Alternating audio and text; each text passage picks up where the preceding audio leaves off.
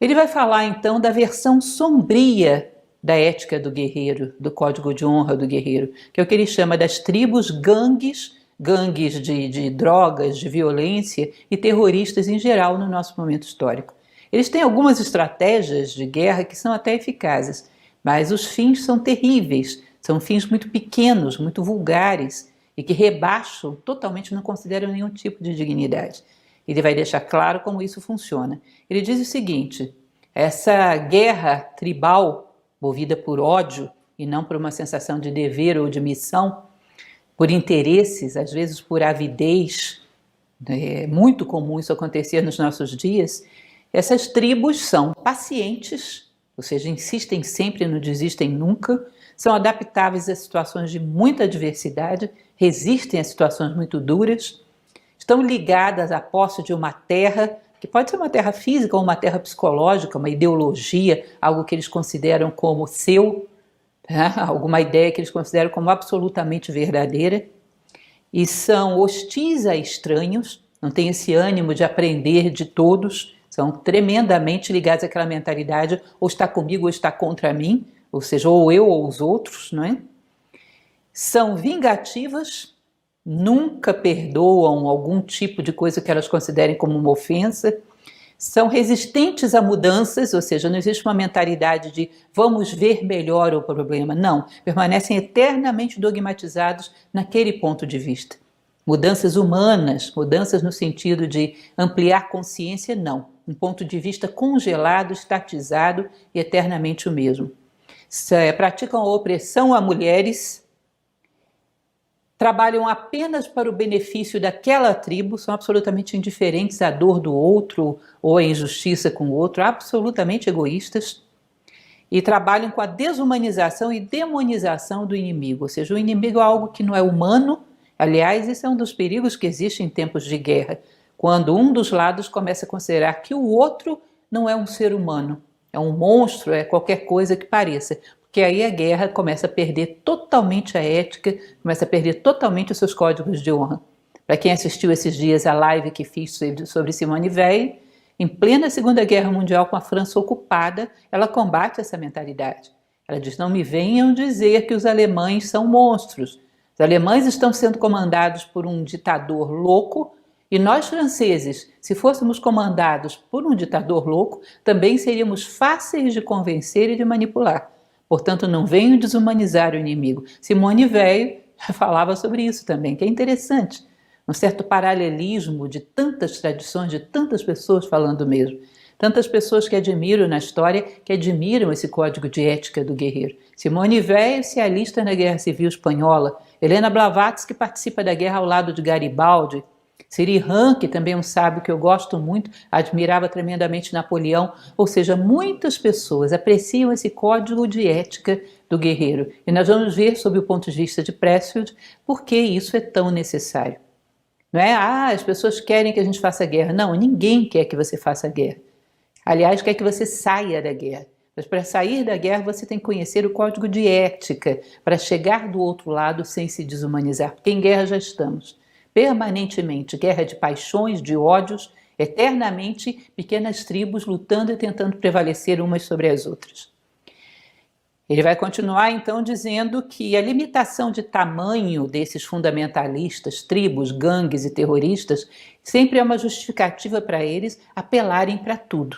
Nós estamos em menor número ou temos menos poderio militar, então para derrotar um inimigo maior, nós temos o direito de usar todas as armas, as mais vis que se imagine. Ou seja, podemos atacar colégios de crianças, templos, podemos matar população civil, vale tudo, porque nós estamos em desvantagem.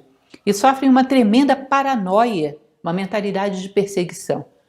Tudo que se faça em qualquer lugar do mundo é visando eles, visando contrariá-los, visando a eles, visando de alguma maneira dizimá-los, ofendê-los, seja lá o que for. Como se eles fossem o centro do mundo. Todas as movimentações do mundo é para atingi-lo. E isso é a mentalidade da tribo, da gangue, uma mentalidade meio esquiva que lança a mão de qualquer coisa para chegar à vitória, sem nenhum tipo de escrúpulo, nenhum sentido de humanidade. O inimigo não é um ser humano, é um monstro, que não tem que ser, digamos assim, tornado um aliado, ele tem que ser eliminado, não tem que ser convertido num amigo, ele tem que ser eliminado. Não há lugar, sabem aquela história de que esse mundo é pequeno demais para nós dois? Isso é a máxima fundamentalista, quando na verdade a gente sabe que nesse mundo ou cabemos todos ou não cabe ninguém. Já o ethos do guerreiro trabalha com forte respeito pelo inimigo, considera o inimigo como um potencial amigo futuro e considera que todos são dotados de uma humanidade plena. Pressfield, num determinado momento do livro, ele conhece muito, estudou muito a respeito, por exemplo, das batalhas de Alexandre, e ele diz que quando Alexandre Magno chega à Índia, a maior parte das suas tropas já não era de macedônios, mas de exércitos inimigos que, uma vez derrotados, os guerreiros se converteram e começaram a lutar com Alexandre. Converteram-se à causa macedônia. Quando ele chega à Índia, a maior parte dos que lutam com ele são ex-inimigos convertidos em amigos. Isso é bem interessante, né? Ele vai dizer uma coisa que também é bastante forte, que essa mentalidade tribal, violenta, ela usa o ethos, ou seja, a ética, a honra e o senso de dever, de dignidade do guerreiro contra ele. Então o verdadeiro guerreiro, nunca atacaria a população civil, nunca mataria mulheres e crianças como alvo, nunca faria isso. Ele vai e faz, para dar a impressão para o inimigo de que ele é louco, ele é desvairado, vale tudo, para que o inimigo desça ao nível deles.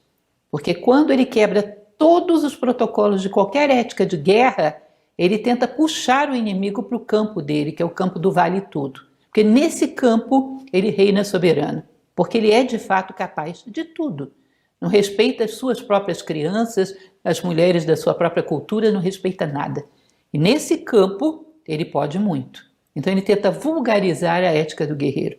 Vai dizer que isso acontece em guerrilha urbana, em terrorismo, em quadrilhas, grupos mafiosos, seja o que for.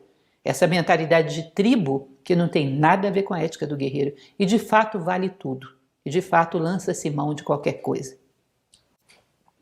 Ele vai dizer que o oposto da desonra é a dignidade. Ou seja, a incitação e a honra e a dignidade é a arma mais forte de um código de guerreiros. Portanto, ele desde cedo, dentro de uma civilização desse tipo, heróica, guerreira, é incitado ao forte amor à dignidade, o respeito por si próprio, como base da postura em guerra. Ou seja, o principal treinamento militar não era como manejar armas, mas como manejar as suas próprias emoções, como manejar os seus próprios valores, como ser digno deles, ser digno do seu irmão, ser digno da civilização que você vive. Outra coisa interessante que Pressfield vai atentar é a frequência com que essas culturas guerreiras viveram em terras hostis. Parece que esse trabalho de lutar contra a adversidade da própria natureza é uma primeira formação para o seu caráter. É à toa que Platão não recomendava cidades localizadas em alguns lugares. Ele diz que eles inclusive rejeitavam terras muito fáceis, que ele cita uma frase do grande Ciro, rei persa, que dizia que terras macias criam povos indolentes. Ou seja, eles lutarem contra a natureza é uma primeira forma de afiar as suas ferramentas, para estarem preparados para lutar e prevalecer sobre todas as adversidades da vida, que é bem interessante para se considerar. Ele vai entrar num assunto que eu achei maravilhoso a consideração dele, o que é o oposto do medo. Para vencer o medo só existe uma ferramenta, e o código de honra do guerreiro sabe muito bem disso. O oposto do medo é o amor. Dieneques, mais uma vez, que trava essa batalha junto, era um dos generais de Leônidas, que trava as Termópilas em 480 a.C.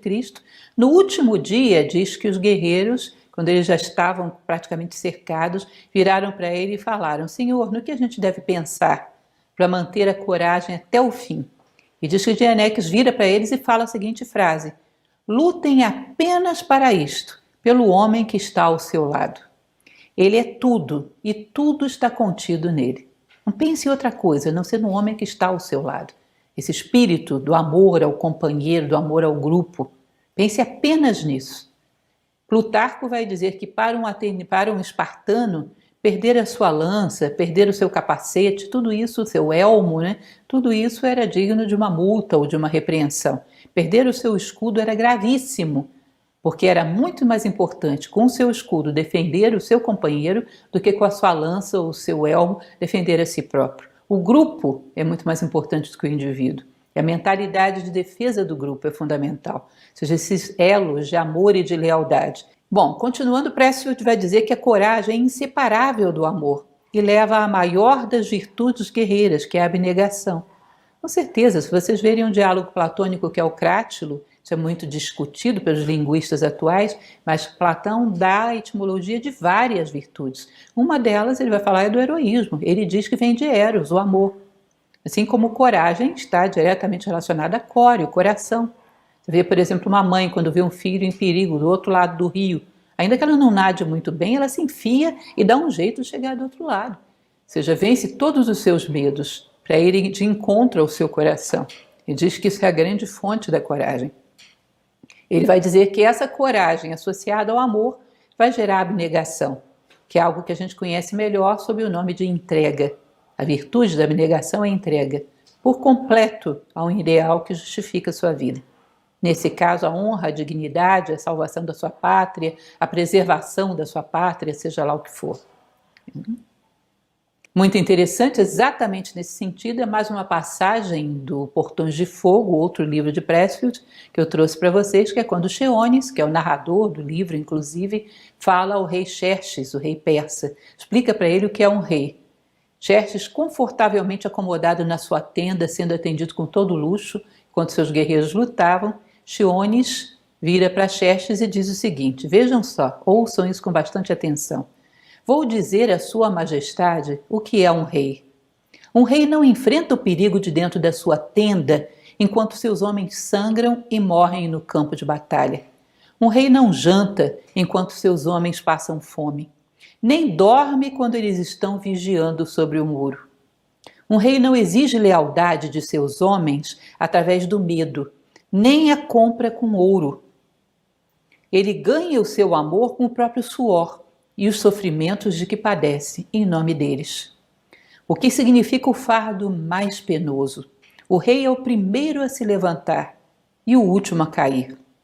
Um rei não exige o serviço daqueles que ele lidera, mas o fornece a eles. Ele os serve e não o contrário. Ele diz que a abnegação, voltando às colocações de Pressfield, ele diz que a abnegação produz coragem e desejo de retribuir, evoca a grandeza interior. Se um homem é grande, através do seu protagonismo, da sua ação no mundo, ele evoca a grandeza daqueles que estão à sua volta. E isso é belíssimo. Pena que é tão raro termos homens desse tipo, né? Mas o problema é sempre colocarmos o pior de tudo que passou pela história, sendo que todos têm um lado luminoso que pode nos ensinar demais. E essa morbidez é um vício atual.